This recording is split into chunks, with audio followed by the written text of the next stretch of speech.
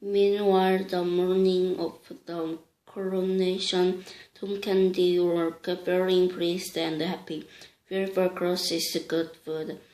Everything I wish. I think I'm going to like being a king. And on the way to the coronation itself, his happiness became even greater. Here, sir, these coins are to be distributed as royalties. You mean you want me to throw all this money to the crowds?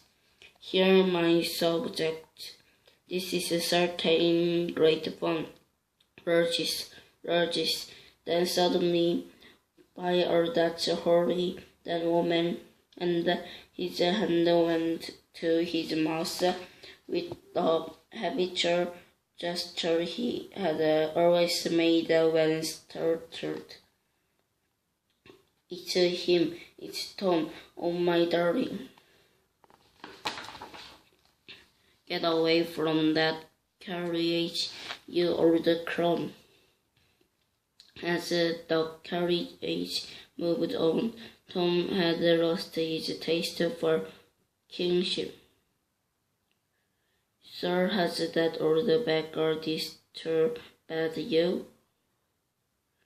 No, she has merely reminded me how long it is for me to be here. Heard that woman is my mother. Moments later, they approached the coronation platform, and Hartford history conferred with the Archbishop of Canterbury. The madness is strong upon him. He continues to believe he is the child of paupers. You had better complete the ceremony quickly. Very well. The ceremony proceeded faster. Then suddenly, stop, I am the real king. Get back into the crowd, you mad beggar. No, he is the real king. Quickly, Tom explained everything, and that's the entire story. I tried to make you realize that I was Tom Candy, but you wouldn't. I can't believe it. There is one way to find out, one question which only he who is the Prince of Wales can answer. Where is the great sir? That's simple. Go to my private cabinet, and in the left corner you will find the Bretonian head passages and the secret closet which contains the cell will appear. I will go at once. A few moments later, Hartford returned. The cell is not there. There is only one conclusion. Good. Wait, are you sure you searched carefully? I can't see how a huge golden round this like that could vanish. A great golden disc, you say? Don't you remember, sir?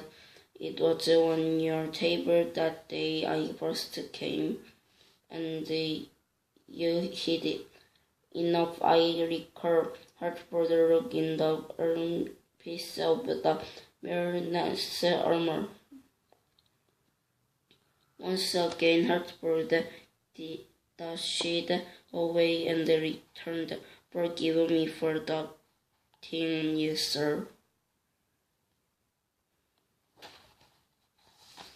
Meanwhile, Mice Hendon made for the palace and arrived there the next day. What are you doing looking about here? Why, I'm waiting to see a friend of my late father. He looks suspicious to me. Search him. This is all we can find. What why or you can find. Take him along quickly. Miles was ushered into the presence of. I'm dreaming, can it be you? Yes, Miles and Earl of Kent, and why don't you sit down? It's your privilege, you know.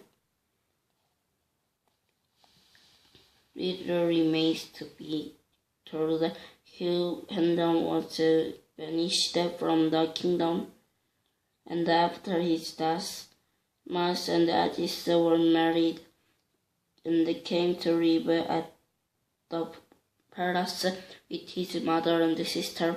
John Candy was never heard of again. All the people who had helped the king were rewarded, and those who had been cruel to him were punished. King Edward's reign was one of the most just in the history of England.